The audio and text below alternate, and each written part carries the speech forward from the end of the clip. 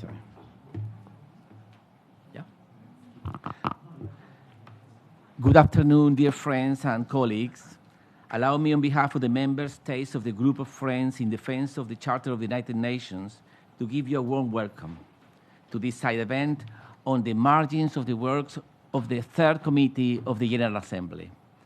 The objectives of this event, which is being transmitted live via UN Web TV, is to trigger a discussion among member states on the negative impact of unilateral coercive measures on human rights, particularly on the right to development, on which many of us expect to finalize a convention that recognizes the development as an inalienable and universal human right.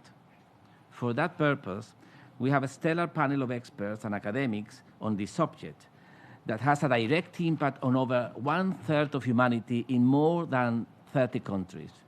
We thank them for accepting our invitation.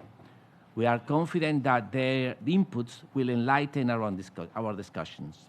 Similarly, we would like to express our appreciation to each one of you for joining us today at lunchtime and despite the multiple ongoing meetings.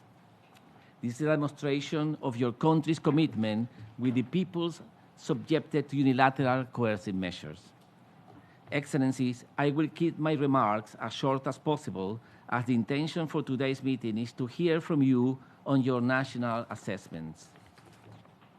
Distinguished ambassadors, unilateral coercive measures are weapons aimed at exerting control over independent and sovereign nations, particularly from the developing world. They are largely imposed in violation of each norm of international law by governments that control the international economic system. The goal of unilateral coercive measures is not only to foster regime change policies, but also to destroy the economic and social capabilities of the target nations. Therefore, there are large-scale policies with an immense destructive power, comparable even to weapons of mass destruction. Unilateral coercive measures undermine the development of entire nations, significantly affecting quality of life. The most affected are always the most vulnerable: children, the elderly, and the sick. They are exposed to untold suffering due to calculated maximum pressure built into policies. These illegal measures obstruct the realization of the right to development and furthermore represent a massive violation of human rights that amounts to crimes against humanity. Unilateral coercive measures impact the entire system of international relations. Due to their extraterritorial nature, they affect all those other nations that sovereignly engage in legal trade with the targeted countries. The consequences are for everyone, either directly or indirectly, including the effects of the overcompliance phenomenon. It is no longer about the harm done to over 30 countries on which unilateral coercive measures are imposed, but about the damage done to the global economy. Distinguished ambassadors, despite the severity of the situation, there have been attempts to sweep under the carpet this critical issue. Many countries seek to remove this topic from intergovernmental discussions, arguing that it concerns bilateral matters, as they claim that it only affects individuals. They are trying to silence the destructive effect of such deliberate policies. The time is ripe to find ways and means for preventing or even countering the adverse effects of unilateral coercive measures. We believe that time has come to move forward with concrete actions, which is why we have, over the last 5 years, proposed the creation of a sanction-free international economic zone, established by those countries that need to protect themselves from the destructive effects of these aggressive policies. Distinguished ambassadors, in another related matter within the context of the United Nations, the right to development, a concept historically supported by over 130 countries and frequently challenged by nations from the North, is currently under threat as unilateral coercive measures continue to be implemented. The proposed Convention on the Right to Development, on which we hope progress be made in the coming months, acknowledges the negative impacts of unilateral measures. Its adoption, which remains long overdue, will be a step closer to attain the Sustainable Development Goals. Venezuela, insofar as directly hit by 947 unilateral coercive measures, is dedicated to highlighting their harmful impacts. We reaffirm, in this regard, our full support to Professor Alena Douhan in the pursuance of her critical mandate, precisely to shed light on impacts of these measures on human rights. Today, the Venezuelan people is united in their call for the removal of all coercive measures imposed on our nation. We are united in our resolve to defend our right as a free, independent, and sovereign nation. We also stand in solidarity with all those fellow nations around the world affected by unilateral coercive measures. I thank you all for your attention. At this stage, I would like to give the floor to our panelists. And first, allow me to introduce Professor Alena Douhan, who is currently the Special Rapporteur of the United Nations on the negative impact of unilateral coercive measures on the enjoyment of human rights. She's a professor of international law and the director of the Peace Research Center at the State University of Belarus. She is also the author of over 150 books and articles on various aspects of international law, as well as over 40 publications related to human rights and sanctions. Professor Douhan, the floor is yours. Thank you very much, Your Excellency. And first of all, I would like to thank the Permanent Mission of Venezuela for convening the meeting and paying attention to such an important topic, which, to my hugest regret, is often not paid sufficient attention to. We need to talk about the situation, we need to reveal the facts, we need to assess it from the perspective of law, and only then we can understand what exactly we have to address too. The impact of unilateral coercive measures and means of the enforcement and overcompliance over the right to development as well as to the sustainable development goals is incredible.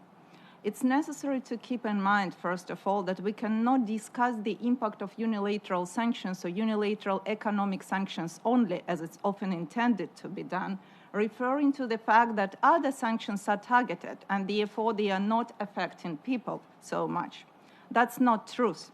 Today, unfortunately, we have to deal with the comprehensive effect of all types of unilateral sanctions imposed by all states, the means of enforcement of unilateral sanctions, which basically make businesses not outside of the country which imposes sanctions and outside of the country being under sanctions to comply with these sanctions if they do not want to lose the business.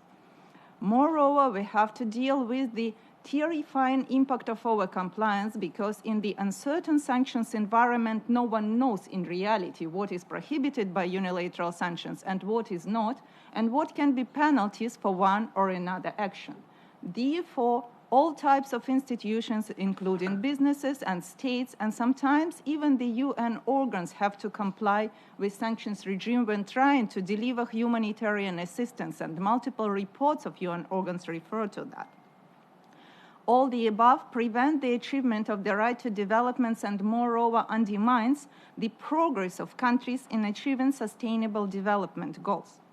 In multiple presentations I did, as well as during the biennial panel meeting which took place in Geneva a year ago, I paid attention to the issue of impact of unilateral sanctions on different sustainable development goals being inalienable parts of the right to development. We can have a long discussion about the impact on the right to health, food security, struggle against poverty, equality of women and girls, and many other elements. But today, I want to address the elements of the right to development which are usually neglected when we discuss the issue of unilateral sanctions. And referring to SDGs, I would refer to SDGs 10, 16, and 17. SDG 10 prohibits fully discrimination and calls for the world to ensure, if we want to ensure the development, no discrimination shall exist at the international area. At the same time, the unilateral sanctions environment invites indiscrimination of every actor, of states. We all hear online the rhetoric of pariah states, dictatorial states, authoritarian states which are not supposed to participate properly in the international relations and which we are supposed to be subjected to unilateral sanctions. But this approach is fully contrary to the principle of sovereign equality of states and prevent countries from normal cooperation. I would refer here, for example, to Anti-Normalization of Relations with Syrian Act, which clearly set the official US policy to prevent other countries and businesses of other countries of any interaction with Syrian Arab Republic. Secondly, the unilateral sanctions discriminate against everything what might have any nexus to the country under sanctions, to the areas, sectors of economy under sanctions, and to the country, individuals or entities of which are under sanctions. Together with the impact of sanctions enforcement and overcompliance with unilateral sanctions measures, the general populations of countries under sanctions or being affected by sanctions become discriminated. And we talk about discrimination in various areas. We talk about discrimination in the sphere of jobs, in the access to health, in the access to food, as concerns the traveling, as concerns access to online resources, as concerns the possibility to participate in international cooperation in every area, starting from civil society interaction, participation in UN activities, even some of the UN platforms which being maintained by the US agents and IT providers cannot be reached out from some of countries, for example, from Syria, and some cannot be reached out from Venezuela. Moreover, when we are talking about other specialists, like the professors, doctors, academics, lawyers, as well as civil society, they cannot properly participate in any professional or humanitarian activity because of the limitations imposed on traveling, limitations imposed on the simple booking of the hotels or interaction via online platforms. And I would refer to the case of Cuba, when Cubans face incredible challenges even to join UN events online because all the online means are blocked for them. Moreover, these people face reputational risks just because of their nationality or the place of birth. Some people, even resident in the countries which impose sanctions, can lose the access to online platform, to bank accounts, to insurances, just because their surname might sound as a surname of a person being born in the country under sanctions. All these elements are exacerbated by the fact that there is nearly no or very minimal possibility for remedies and very limited possibilities for the redress in such situation. That makes me to move to SDG number 16, peace and justice. When we are talking about the justice, and we will look at the Agenda 2030, we clearly see there that access to justice is considered to be viewed as an inalienable part for safeguards of all categories of human rights, including the right to development. The report I presented to the General Assembly this Monday focuses on the access to justice exactly.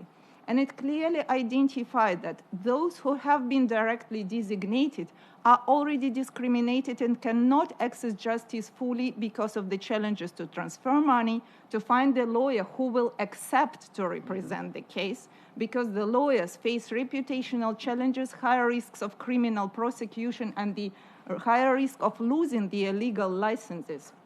There are already reports that some lawyers in the countries which impose sanctions had to move to other countries because they were not able to exercise their profession further.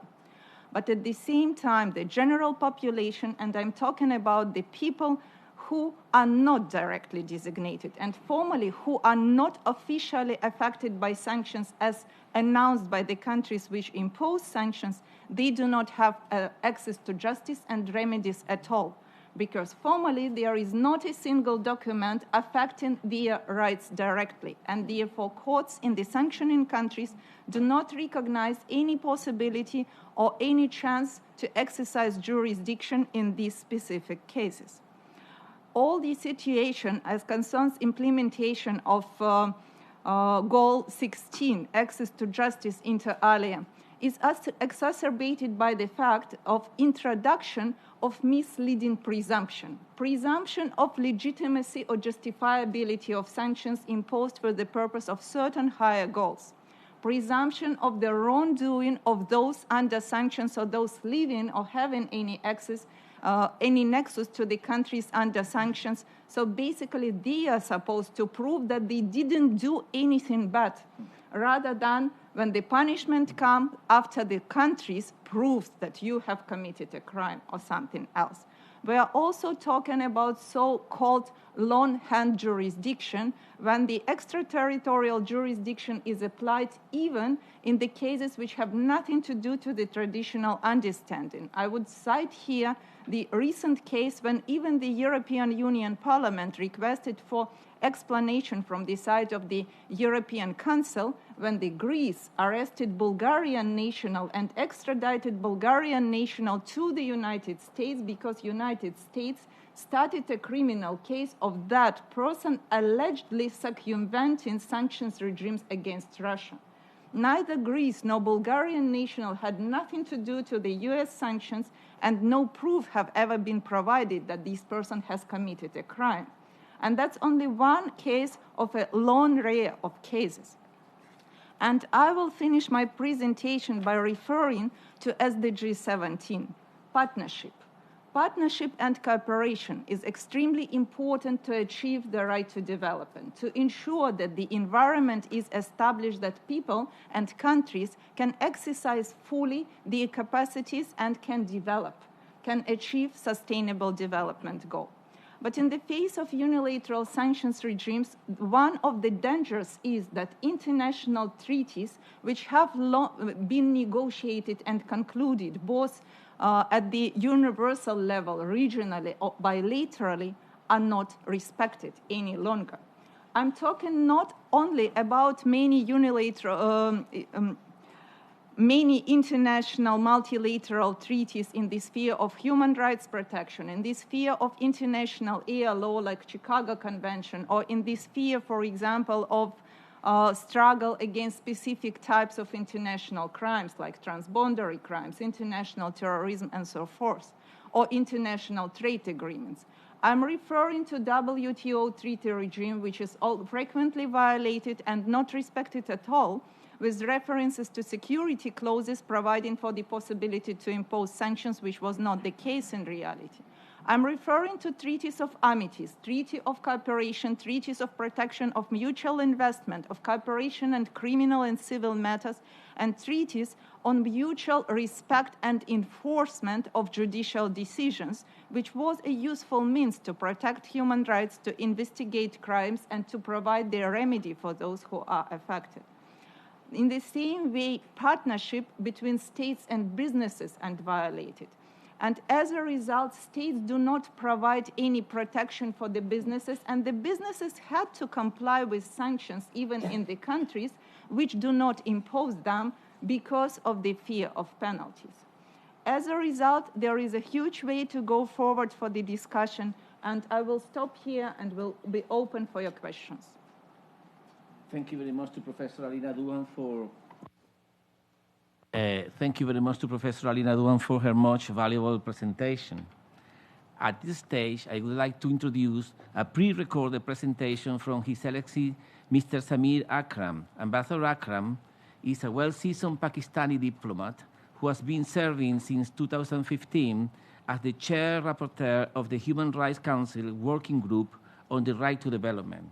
Following an intense intergovernmental process, Ambassador Akram concluded his work of facilitating a draft convention on the right to development, which includes provisions on coercive measures, and on which it is expected that the General Assembly takes action. I now give the floor to Ambassador Akram. Distinguished moderator, ladies and gentlemen, I want to express my gratitude to the permanent mission of the Bolivarian Republic of Venezuela for inviting me to this event, and to commend them for organizing this important side event.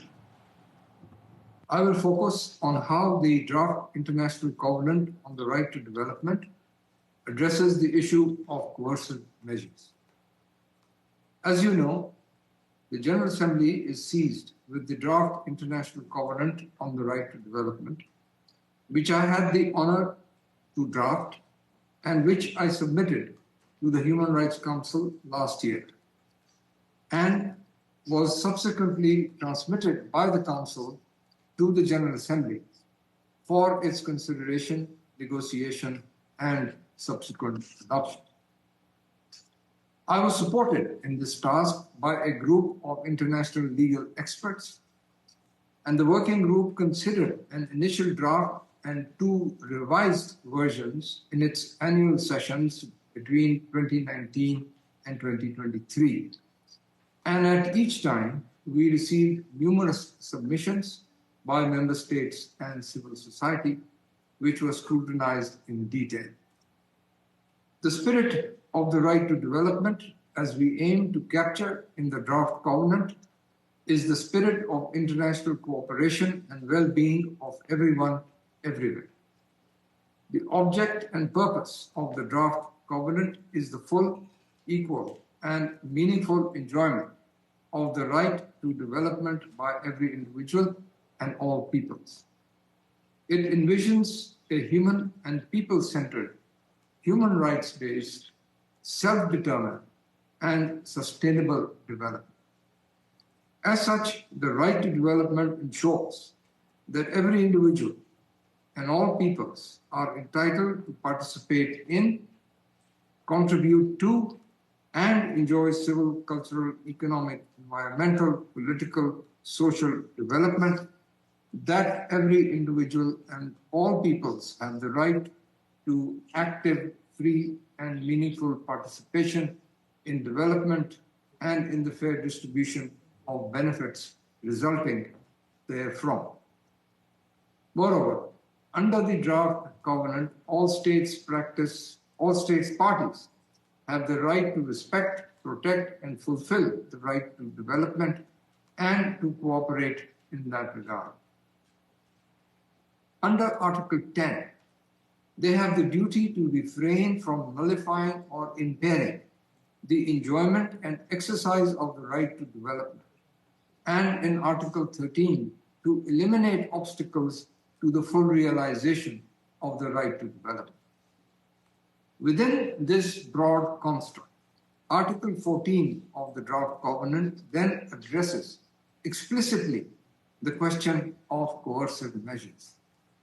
It stipulates that the use or encouragement of the use of economic or political measures or any other type of measure, including unilaterally, to coerce a state in order to obtain from it the subordination of the exercise of its sovereign rights in violation of the principles of sovereign equality of states, the freedom of consent of states, or applicable international law, constitutes a violation of the right to development, and that states parties shall refrain from adopting, maintaining, or implementing such measures. While the general prohibition to use coercive measures is already implicit in draft Article 10, as I have mentioned, but we felt that the matter is of such importance that it deserves a separate article, which is Article 14. This article is not restricted to universal coercive measures, nor is it restricted to unilateral coercive measures, but to coercive measures in general, to include those coercive measures imposed by 2 or more states collectively, whether through an international organization or not, that may also be illegal under international law, resulting in violation of the right to development. The legal basis for the general illegality of coercive measures under international law, unless taken under Chapter 7 of the UN Charter, is that they constitute a direct violation of the Charter, as well as the right of peoples to self-determination. The Declaration on Principles of International Law concerning Friendly Relations and Cooperation among States stipulates that no state may use or encourage the use of economic, political, or any other type of measure to coerce another state in order to obtain from it the subordination of the exercise of its sovereign rights. This is also the language we have used in draft Article 14 as the most well-known and broadly accepted articulation of the principle. The draft Article 14 also incorporates the words in violation of the principles of the sovereign equality of states and freedom of consent. These words are drawn from the Declaration on the Prohibition of Military, Political, or Economic Coercion in the conclusion of treaties. This formulation highlights the applicability of the general illegality of coercive measures to the right to development and is compatible with the powers of the Security Council to take coercive measures under Chapter 7 of the Charter. In conclusion, I would like to state that from the foregoing, it is clear that the early adoption of the International Covenant, of the draft International Covenant on the Right to Development, will also enhance the struggle against coercive measures. Thank you. I thank Ambassador Akram for his much valuable presentation. Now, I would like to welcome Mrs. Sarah Flounders, who is an American writer and socialist activist. At present time, she is the director of the International Action Center, a non-governmental organization founded in 1992 by Ramsey Clark and many others anti-war activists, which strives to end human suffering caused by living under a system that puts profit before people's needs, as well as under the effects of the unilateral coercive measures. Mrs. Flounders, who is also a member of the Sanction Kill campaign, earlier last year published a very relevant anthology for our discussions entitled Sanctions, a wrecking ball in a global economy. The floor is yours, Sarah. Thank you to the group of friends, Defense of the Charter of the United Nations, and thank you to the government of Venezuela for convening this session. We're meeting after a world vote once again condemning the U.S. blockade of Cuba. One country after another applauded Cuba's internationalism, a vote of 187 to 2. It's a great honor to speak on this panel representing social justice organizations in the United States. It's a big obligation and responsibility to the people of the world to condemn, denounce, and expose this U.S. crime against humanity. U.S. imperialism seeks to dominate the global economy. The policy of full-spectrum dominance is a projection of U.S. national security doctrine for corporate profit, and it means depriving all developing countries of the right to develop. Sanctions, economic coercive measures, are imposed by the United States and its junior partners against countries that resist their agendas. And sanctions are not an alternative to open warfare, but a different form of war that can be as intentionally deadly as dropping bombs. The Sanctions Kill campaign is an educational project with mass petitions, union resolutions, demonstrations, books, webinars to educate the U.S. population on this extreme form of hybrid warfare that operates in the shadows, never discussed, debated, or even known. We seek to work with United Nations bodies and other international bodies to expose this crime against humanity. The outcome of the U.S. presidential elections will not change this deadly policy of economic strangulation. The U.S. electorate doesn't get to vote on imperialism's endless wars, but mass pressure on many fronts can force through change.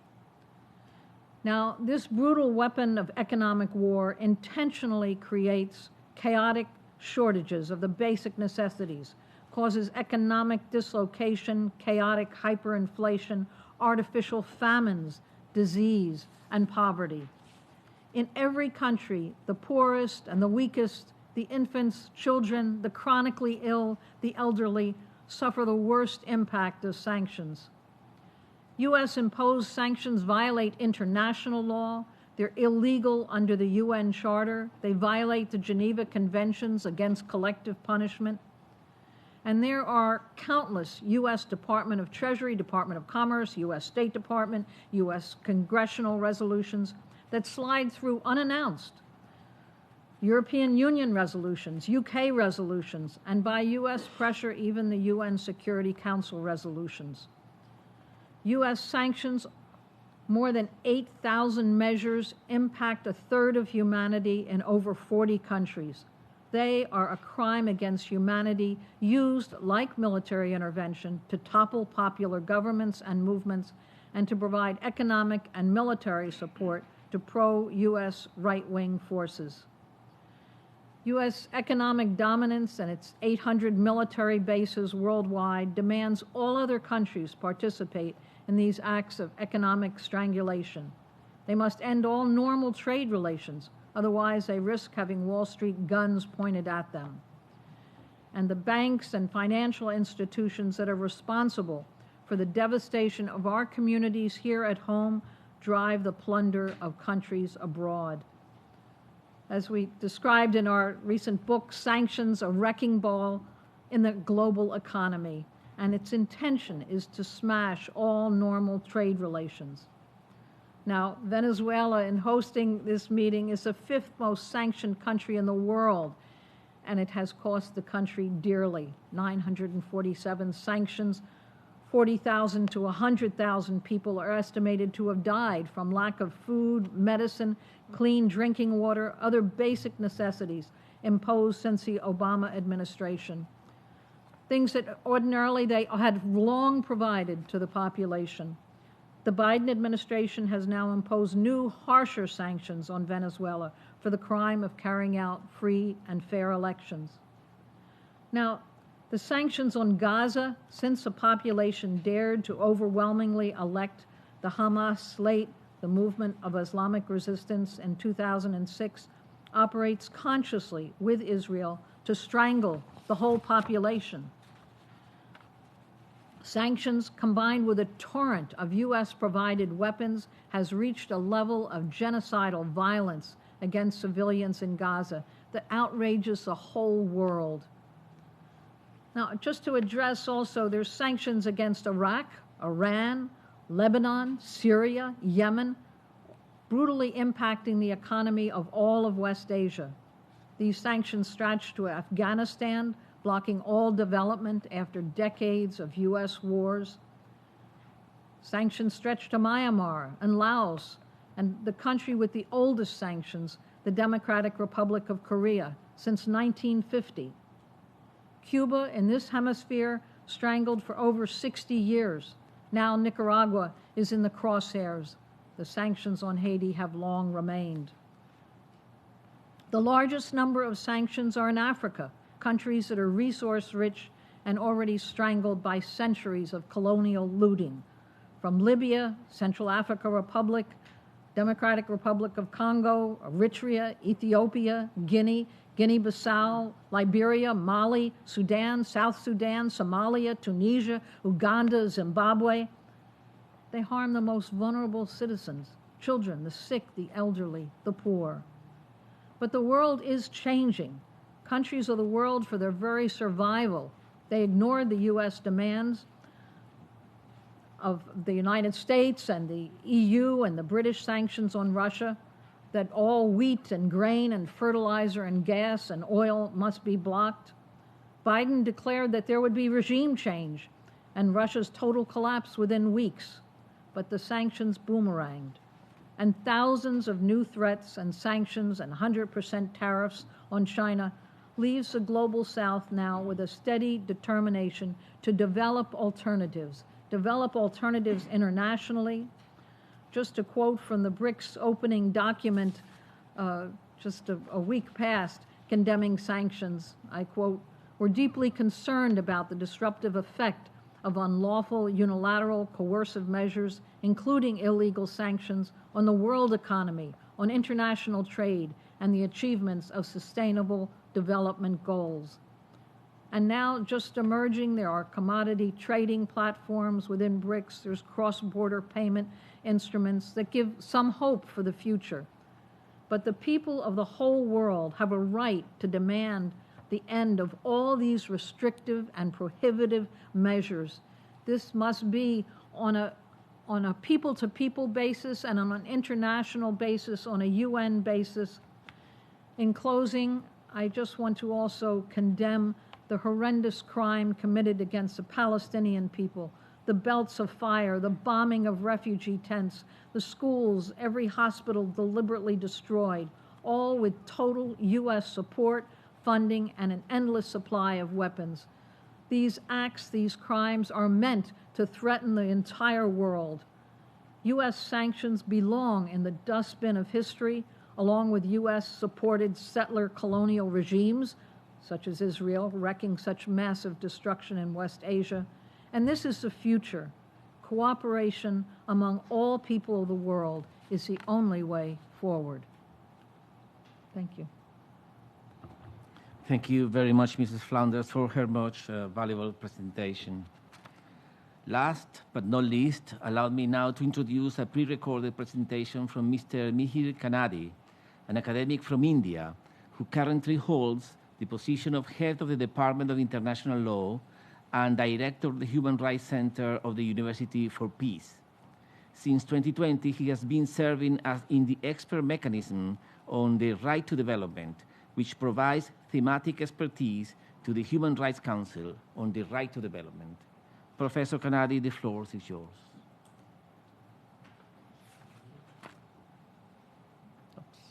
Intervene today as a member of the expert mechanism on the right to development, and in accordance with the nature of its mandate, I shall not name individual states and practices, but will rather focus on general principles. UCMs on their own generally violate international law, particularly the Charter of the United Nations. The United Nations Declaration on Friendly Relations and Cooperation among States of 1970 clearly stipulates that, and I quote, "No state may use or encourage the use of economic, political, or any other type of measure to coerce another state in order to obtain from it the subordination of the exercise of its sovereign right," end of quote. UCMs also generally violate the right of peoples to self-determination, including self-determined development proclaimed in the two covenants and in the 1986 Declaration on the Right to Development, and have debilitating impacts on numerous human rights of individuals and peoples in the sanctioned country. Indeed, the Vienna Declaration called upon all states to refrain from any unilateral measure that impedes the full realization of all human rights, in particular the right of everyone to a standard of living adequate for their health and well-being, including food and medical care, housing, and the necessary social services. The adverse impact of UCMs, specifically on the right to development, is clear and tangible. As several General Assembly resolutions on the right to development acknowledge, UCMs constitute a major obstacle to the realization of the right to development and to the implementation of the 2030 Agenda. These resolutions reject all attempts to introduce UCMs and call upon all states to avoid their unilateral imposition and the extraterritorial application of national laws that run counter to the principles of free trade and hamper the development of developing countries. There is a robust rationale behind the recognition of this linkage. The 1986 Declaration describes development as a comprehensive economic, social, cultural, and political process, which aims at the constant improvement of the well-being of the entire population and of all individuals on the basis of their active, free, and meaningful participation in development and in the fair distribution of benefits resulting therefrom. The right to development as an inalienable human right of every human person and all peoples entitles them to three things: the right to participate in, contribute to, and enjoy economic, social, cultural, and political development. This self-determined development must be one in which all human rights and fundamental freedoms can be fully realized. UCMs fundamentally violate these basic entitlements precisely because they are coercive measures that immediately obliterate the possibility of human beings and peoples in the targeted countries to self-determine their development priorities, actively, freely, and meaningfully participate in their own development, contribute to the process, and to enjoy the fruits thereof. UCMs can exacerbate inequalities and further marginalize the most vulnerable sections of societies. The 1986 Declaration also recognizes that all states have an obligation not to adopt national measures that violate the right to development extraterritorially. Further, states are under a duty to cooperate with each other, to eliminate obstacles to the realization of the right to development, and to take positive steps to ensure its realization. UCMs therefore can constitute a direct violation of these obligations. The only circumstance when UCMs may be permitted in international law are as countermeasures. Countermeasures, however, must be proportional and must not affect obligations for the protection of fundamental human rights. UCMs can be self-defeating if their comprehensive or even targeted imposition results in violations of human rights, including the right to development of the very same populations who are purportedly sought to be protected through them. In this regard, the draft International Covenant on the Right to Development acknowledges that UCMs constitute a major obstacle to the realization of the right to development. It prohibits states parties from conduct that impairs the ability of another state to comply with its obligations with regard to the right to development, or coerces such other state to breach its obligations. There is also a stand-alone provision on coercive measures stipulating when they constitute a violation of the right to development. Increasingly, the practice of UCMs has been accompanied with overcompliance. Fearing secondary sanctions, including civil and criminal procedures, or to avoid reputational risks, various stakeholders such as banks or corporations end up adopting even stricter measures than what the primary sanctions require. Such overcompliance worsens the adverse impact on human rights, including the right to development, especially affecting access to essential goods and services, including humanitarian assistance. Even when primary sanctions are targeted against specific individuals or corporations, or are sectoral rather than comprehensive, overcompliance can and does result in their illegal and extraterritorial application to those who are not the subjects of the sanctions. UCMs and overcompliance also decelerate progress in the achievement of many of the SDGs by limiting or even eliminating access of individuals and peoples to healthcare, education, finance, and other basic needs. Importantly, they infringe on the fundamental requirement for the achievement of the SDGs, that is, the policy space needed by targeted countries. It is for this reason that the 2030 Agenda highlights the importance of respecting policy space of states and strongly urges refrainment from promulgating and applying UCMs.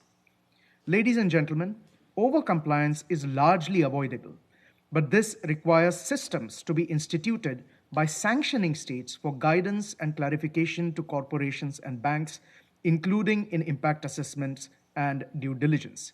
This is a minimum obligation of sanctioning states, considering the wide-ranging adverse impacts on human rights and the SDGs that both UCMs and overcompliance with them can have.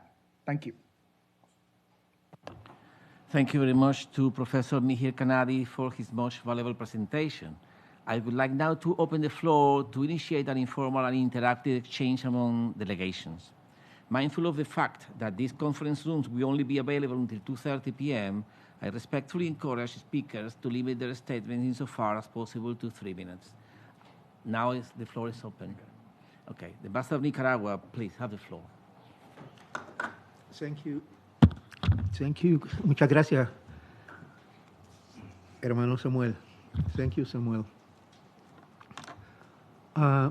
First of all, good afternoon, dear sisters and brothers. First of all, Nicaragua wishes to express his appreciation to the delegation of Venezuela for organizing this important event of the group of friends in defense of the UN chapter.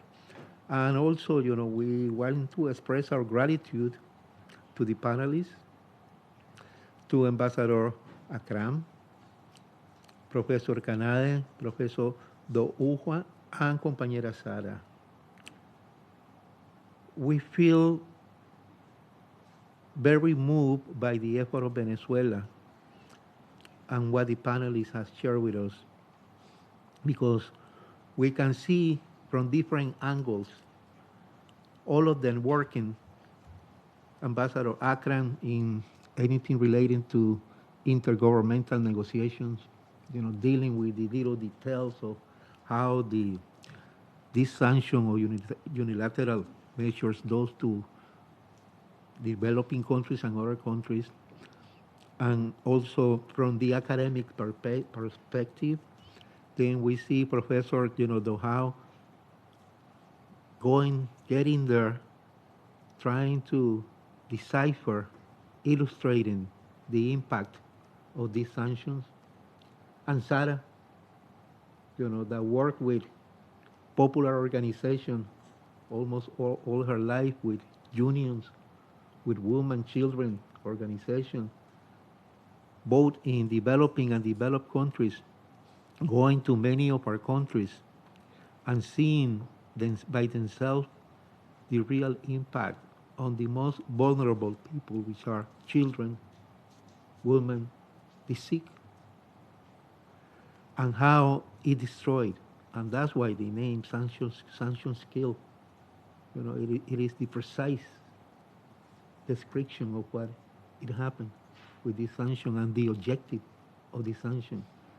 And it is not only to kill children, women, sick, whatever, but it's not the physical presence, it's also trying to kill the thought, the desire, the aspiration of freedom and independence and self-determination.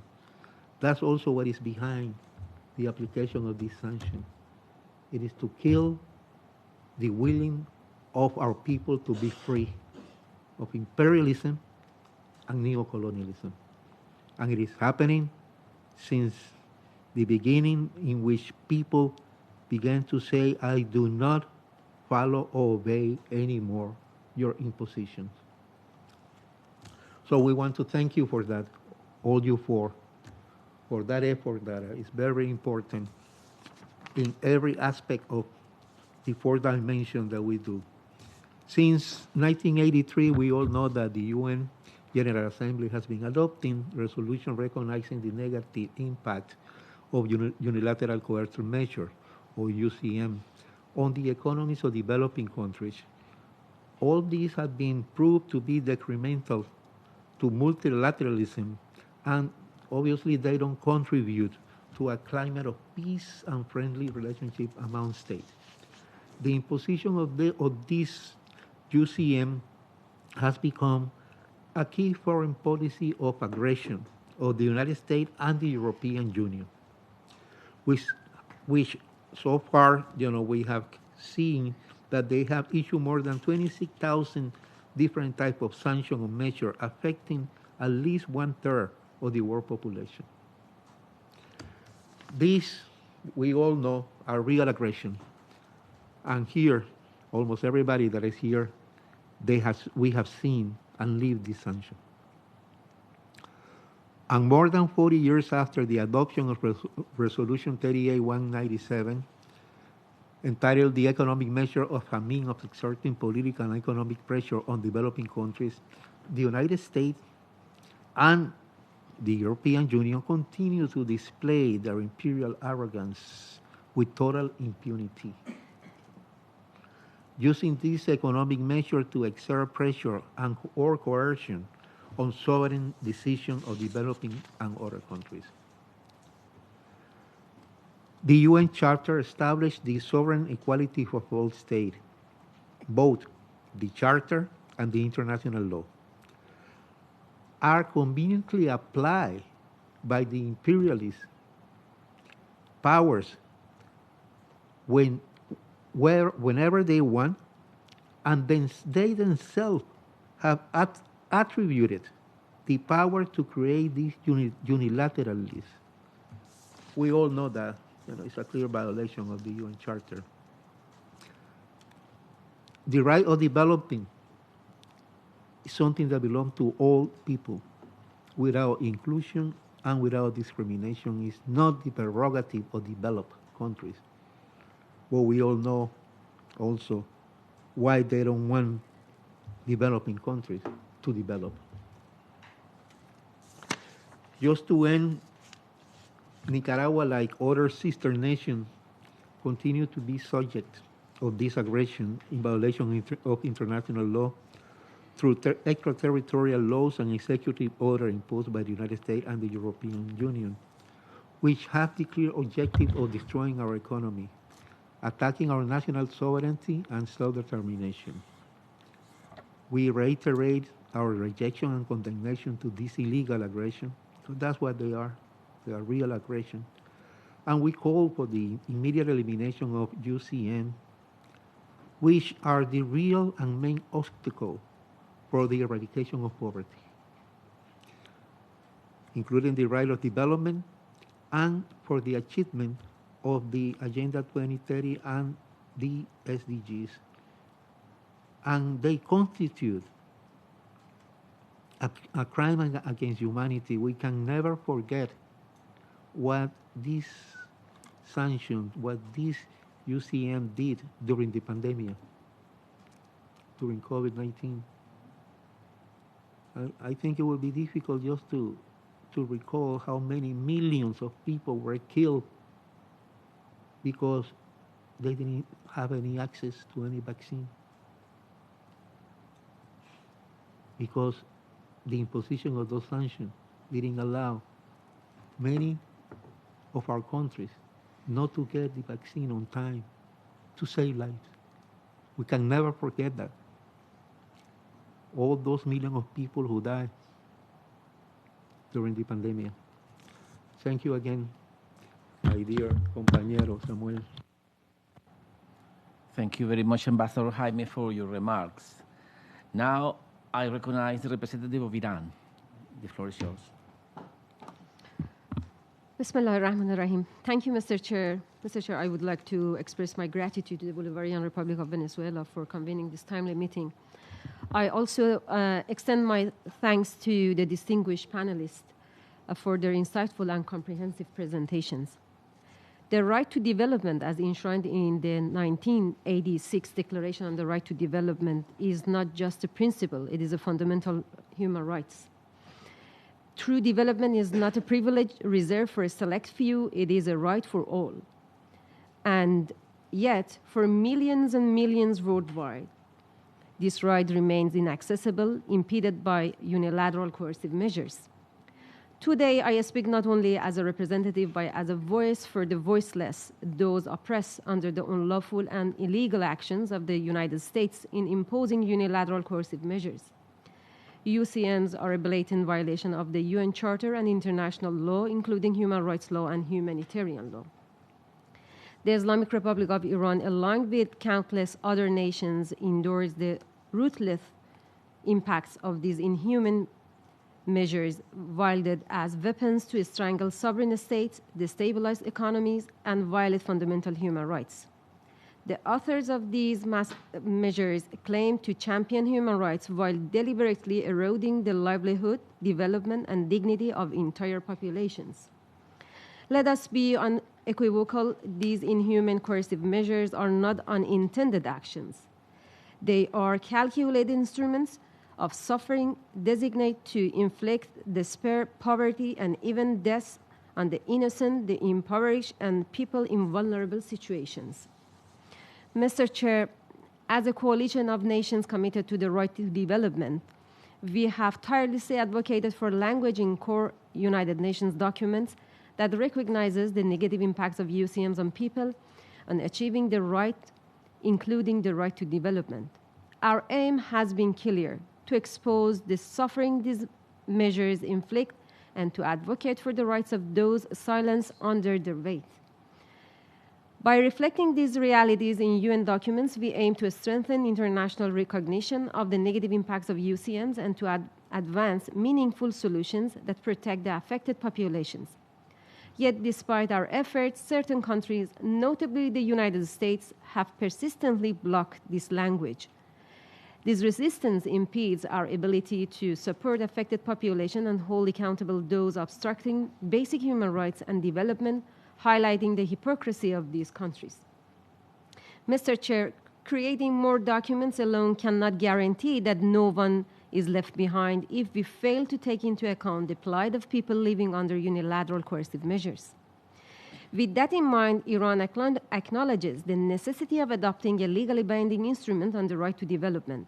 For the full realization of the right to development, an enabling international environment is essential, with international cooperation as its cornerstone. It is crucial that we emphasize the necessity of a collective responsibility to overcome the obstacles to fulfill realization of the right to development and to prevent the formation of new barriers. This includes ensuring access to resources, technical assistance, and capacity building, as well as promoting trade and investment. In this regard, developed countries have yet to meet their responsibilities in accordance with the principle of common but differentiated responsibilities. I join our panelists, Mr. Chair, in vehemently condemning the brutal and inhuman acts of genocide and massacre committed by Israeli regime against our Palestinian people, targeting innocent women and children with horrific violence. Mr. Chair, in conclusion, I would like to ask our esteemed panelists, what actions can the group of friends in defense of the UN Charter take to raise awareness about the negative impacts of UCMs on the realization of the right to development? I thank you. Thank you very much to the representative of Iran for her remarks. And now I recognize the representative of Palestine. The floor is yours.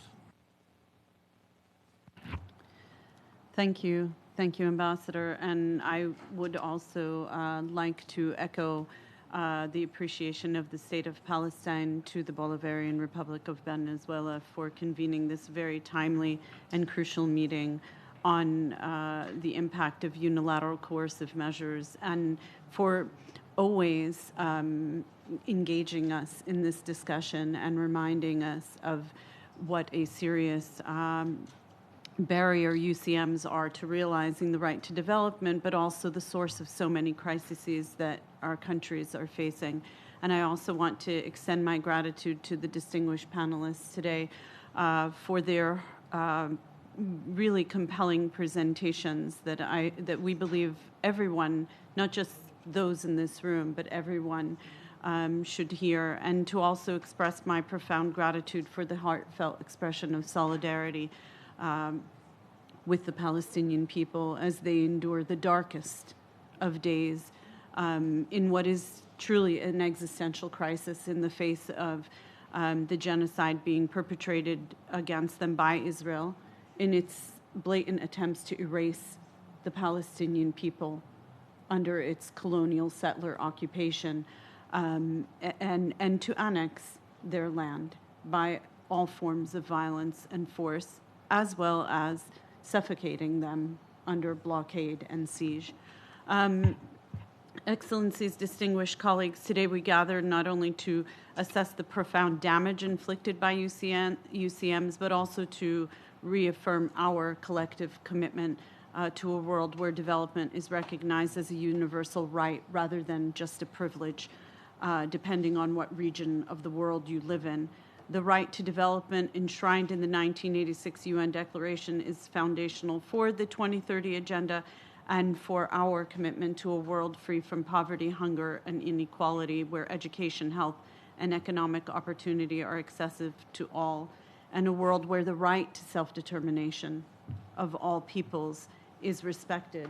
As Ambassador Jaime mentioned, this is fundamental, and that includes their right to determine their own economic and political systems and their own social and cultural life, and their right to be free of foreign occupation and colonial domination, and the right of all of our peoples to live in dignity and in peace and security and prosperity, free from external interference and imperial designs. And so today I wish to also extend our solidarity as a moral and practical imperative to all countries affected by UCMs, and they deserve our unwavering support, not just in these diplomatic venues, but with concrete actions, including the fostering of economic partnerships, expanding developmental assistance, facilitating humanitarian aid, but also in expressions and actions of political solidarity. And we renew that today.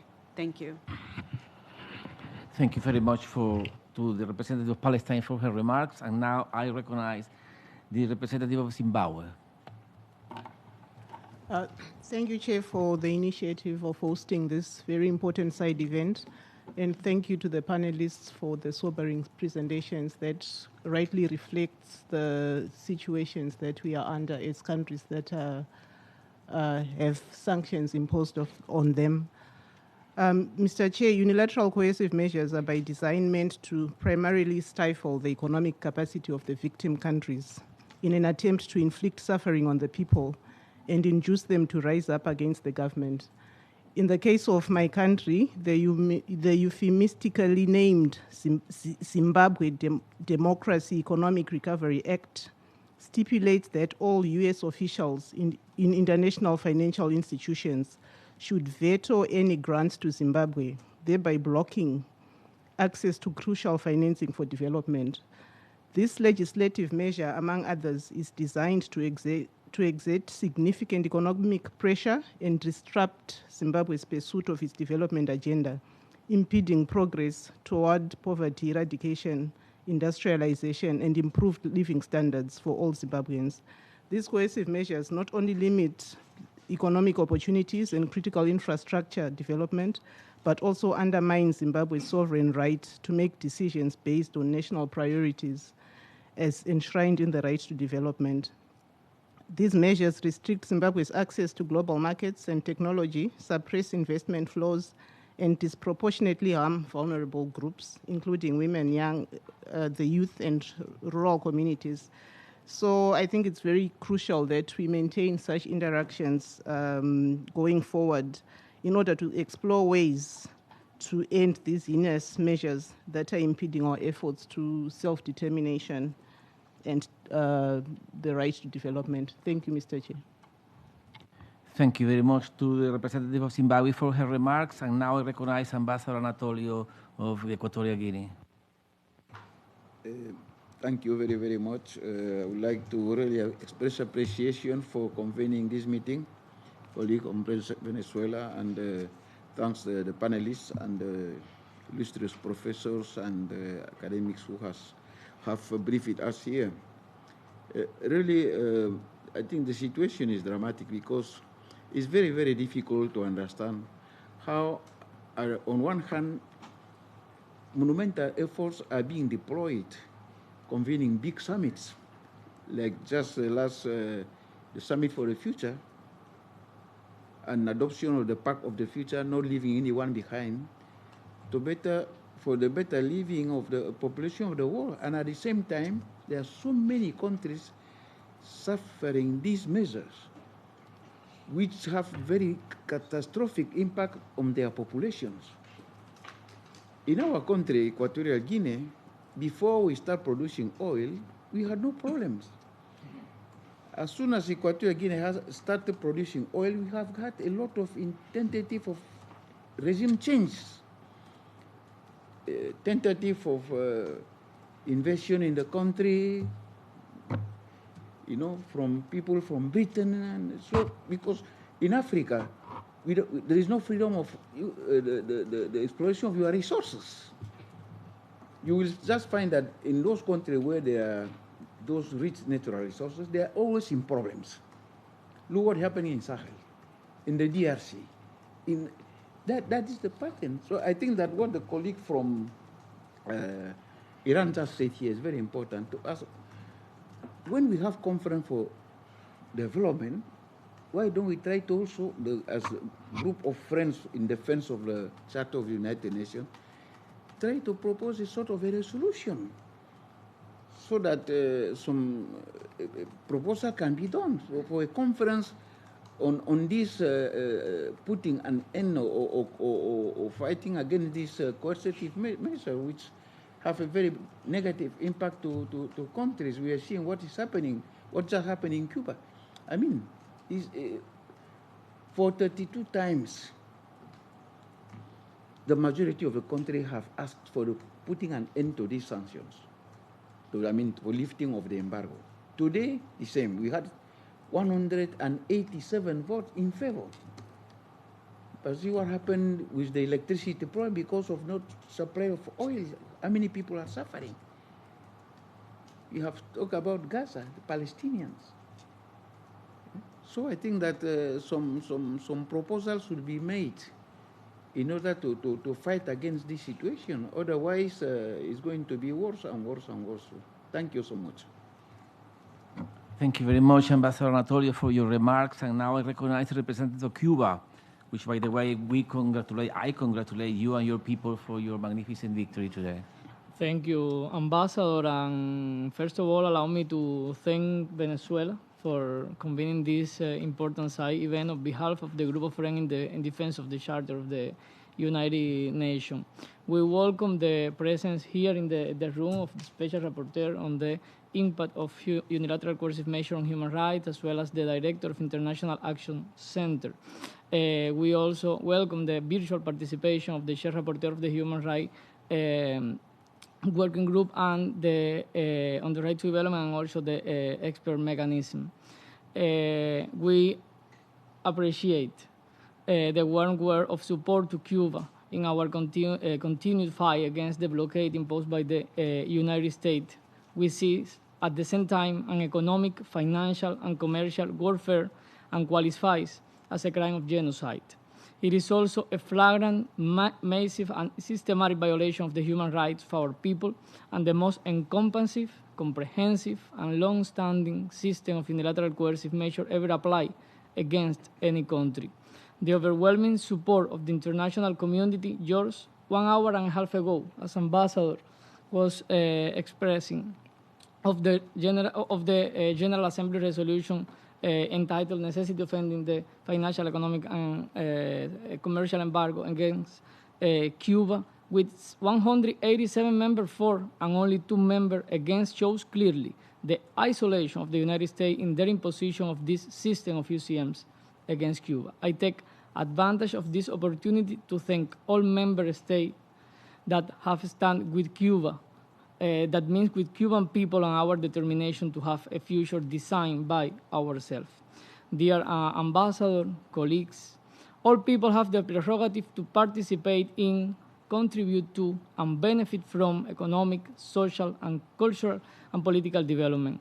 They have the right to development, an inalienable human right enshrined in the Declaration on the Right to Development adopted by the United Nations General Assembly in 1986. The full realization of these rights is now without obstacle. It's not without obstacle. The unjust international order in which developing countries lack sufficient economic resources to enhance their socio-economic model hampers the efforts of the Global South to focus on sustainable development. In this context, the application of unilateral coercive measures against developing countries present an even more challenging scenario for their population. Cuba will continue claiming for the ending of all unilateral coercive measures are illegal under international law, which have devastating consequences for the affected countries, particularly undermining the right to development. At the same time, we will also continue supporting the efforts to adopt an international covenant on the right to development that put this right in the place that we consider it deserves to be. Cuba, and of course we cannot make a statement here without condemning the ongoing genocide against Palestine. This is a clear systematic violation of the human rights of an entire population by the occupying power, including the most basics of right, the right to live, to life. Palestinians deserve to enjoy the right to development, and this begins by respecting the right to self-determination. Finally, Cuba reiterates its strong call to put an end to all UCMs that are contrary to the Charter of the United Nations and international law and have a severe impact on population of developing countries. We firmly believe that a better world is possible but this work should emerge without UCM and with the right to development granted for all.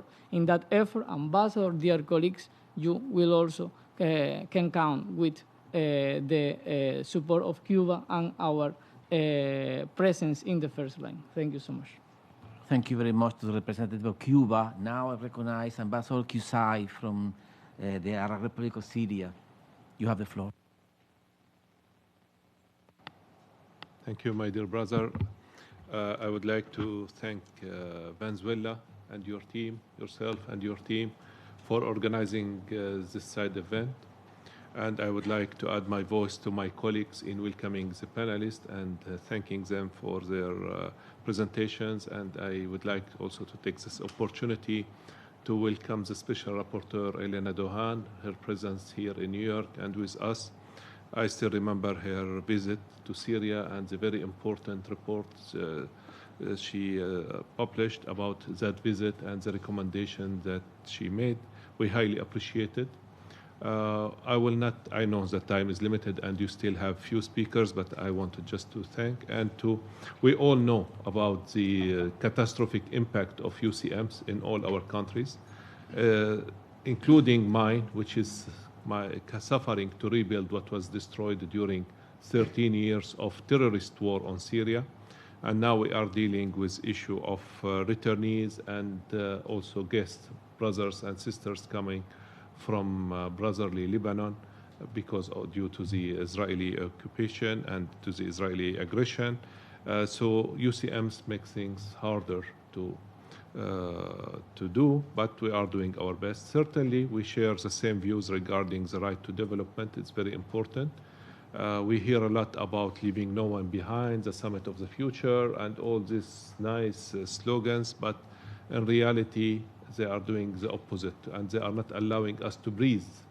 And sometimes they are suffocating us by these UCMs, and they are not allowing people to gain their livelihood. So we need to do more. We need to do better, and we need to clarify also very important topic, which is the over-compliance is not the problem. It's just the tip of the iceberg.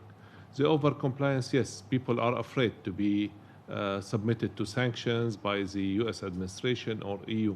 But the main issue, the root cause, is the UCMs itself, which is a violation of international law and the human rights. Thank you. I will stop here to allow others to have the opportunity to talk. Thank you so much. Thank you, Ambassador Qusay, for your remarks. Now I recognize the representative of China.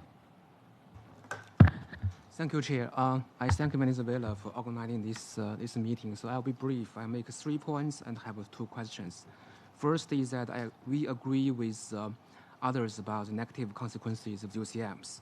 So I will stop here. The second is that, as rightly pointed out, China is also a target of the UCMs, and so we have been working very hard to make ourselves resilient and stronger.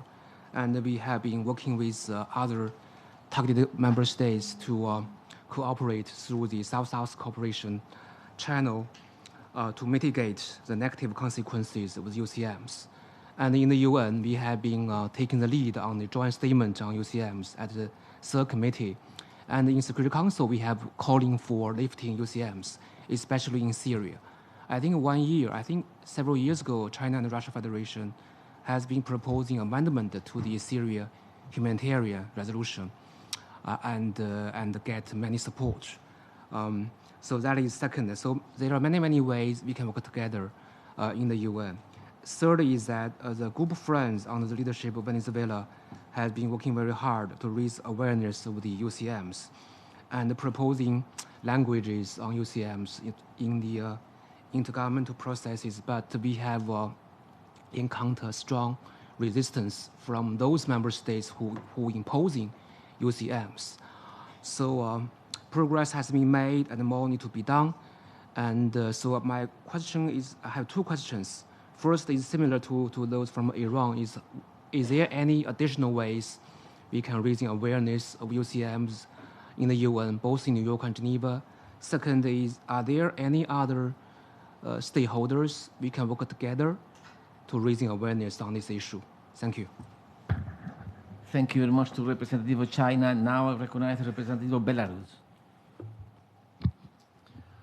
Thank you, Ambassador. We're grateful to the mission of Venezuela for organizing the meeting today.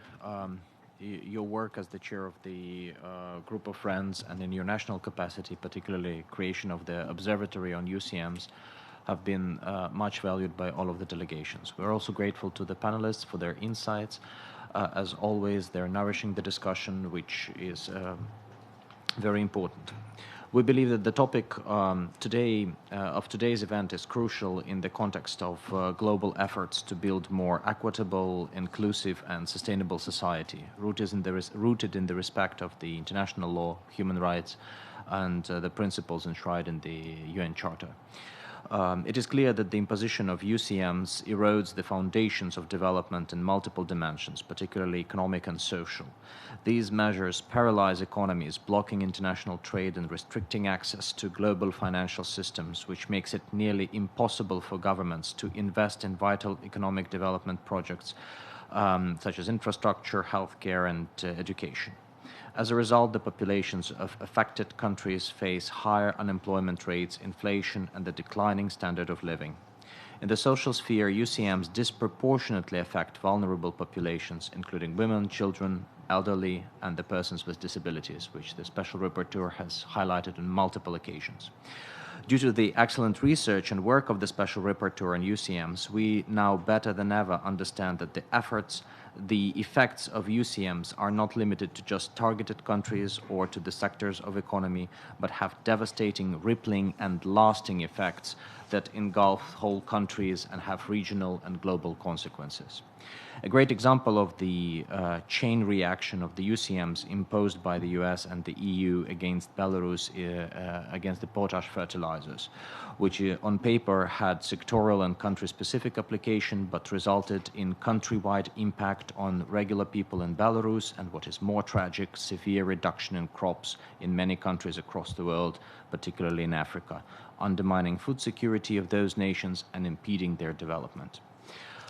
The intertwining and convoluted nature of the many connections between the right to development and the negative impact of UCMs made the article on UCMs an indispensable element of the draft International Covenant on the Right to Development, which was developed by the team led by Ambassador Zamir Akram. The absence of this important article will nullify the whole premise of the right to development, because the logic of UCMs is antonymous to progress and development. We therefore believe that the final text of the International Covenant on the Right to Development shall definitely feature a separate article on UCMs. Belarus will also continue to advocate for immediate and complete elimination of all unilateral coercive measures. Thank you. Thank you very much to the representative of Belarus. Now I recognize the representative of the Russian Federation.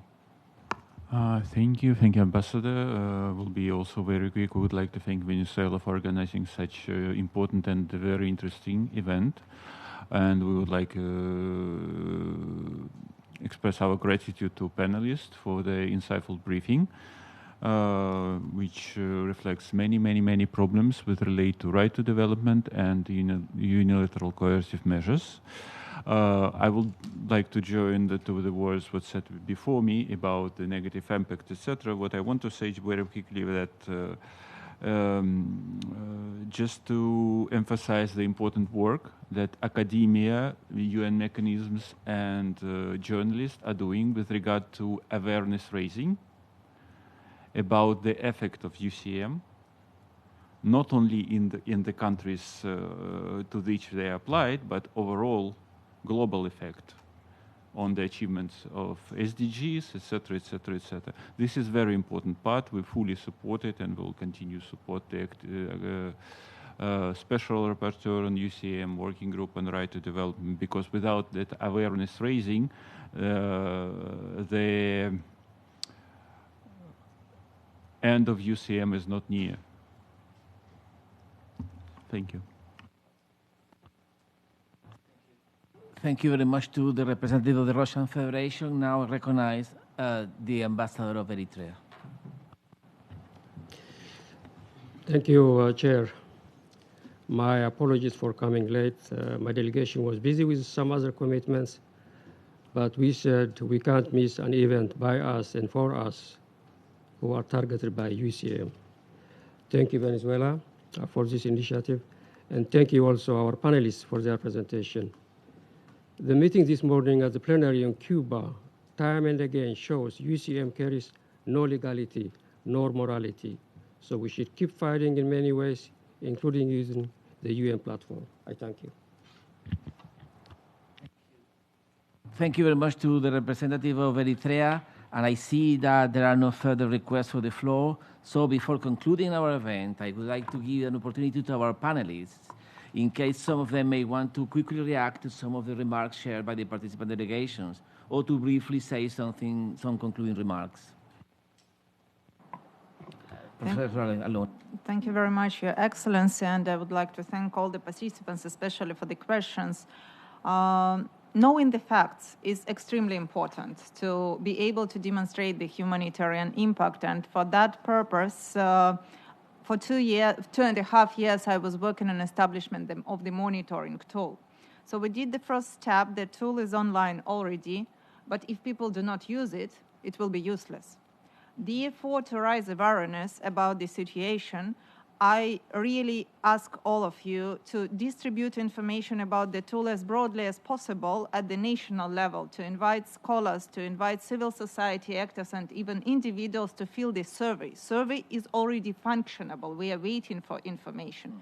The huge benefit of this tool is that it collects not figures only. It also collects real-life stories, so that we are able to identify the causality link and to demonstrate the patterns which are affecting human lives the most, and can clearly demonstrate how specific unilateral coercive measures and enforcement affects human lives. So if we do not use the tool, we cannot raise the awareness. And the second part refers to the question concerning other stakeholders as well as the issue of overcompliance. And hereby, I would like to invite all of you to the conference which will take place in Geneva on 21st and 22nd of November, which is a result of nearly 3 years of work of the mandate to develop the guiding principles on sanctions, business, and human rights. It will include the participation on 3 levels: states, non-governmental organizations, scholars, and lawyers. And it's open access for participation with the possibility to ask questions. And again, to raise awareness, I'm asking all of you to distribute information about the conference and the possibility of participation as broadly as only possible. I will do my best to give the possibility for interventions from the ground. I also finished the commentary to the guiding principles, which will be online the next week. And if the guiding principles itself have been already discussed, the commentary can still be improved. And I cannot do it alone without you, without scholars, or without non-governmental actors. Thank you very much. Thank you, Professor Douhan. Now, Mrs. Flanders. Thank you, and thank you for this session once again. In response to, I think, a question asked from Iran as to what actions, I would urge all of the delegates here to always keep in mind the grassroots movements also, and how to bring alive this question both within the United Nations, but much broader. How to bring this issue alive, that the people of the world are mobilized to demand an end to the sanctions, to these coercive measures, because this is a powerful voice when it is mobilized. And I do thank also Alena Douhan for the mentioning of this website, how to utilize this, how to utilize the material, but also how to really think of mobilizations where the people of the world speak out, and the rage against the ruin that this creates of economies, of the plans for development. This needs a certain anger is needed at these crimes that are being committed. And I think it can come from here, but also it can come from below, and that is the powerful voice that makes change and that shames the institutions that are creating this very powerful financial institutions that must be pushed, and pushed hard. So that is my one thought. I also do urge you to look at, for example, Human Rights Day. That's December 10th. Now, what greater crime is there against human rights than the crime of these sanctions? So I think combining it, because often I see too many years that it's the U.S. that speaks out on Human Rights Day in fraud, in total fraud, and we got to confront that. So thank you. Thank you very much, Mrs. Flanders. I would like to thank the panelists for both their presentation and comments, as well as delegations that participated in today's side event for their much valuable contributions. For our part, rest assured that the member states of the Group of Friends in Defense of the Charter of the United Nations will spare no effort in insisting on our call for the complete lifting of these illegal, cruel, and inhumane measures. I thank you all very much for your participation. Thank you very much. The meeting is adjourned.